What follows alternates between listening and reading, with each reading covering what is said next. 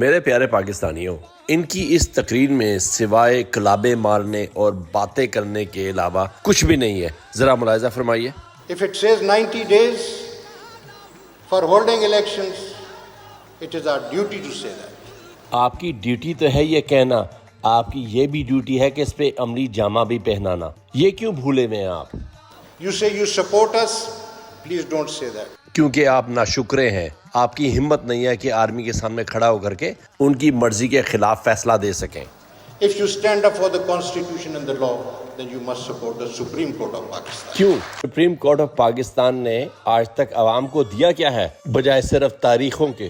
پاکستان آج جس دھانے پہ کھڑا ہے آپ بھی اس میں برابر کے مجرم ہیں. یہ جو کرائے کے ٹٹو آپ نے سامنے بٹھائے ہوئے ہیں جو تالیاں مارتے ہیں آپ کی ایک ایک بات پر، یہ صرف گونگلوں سے مٹی جھاڑ رہے ہیں آپ کے لیے. جاگ میرے پاکستانی، ان خون چوسنے والی جونکوں کو پہچان.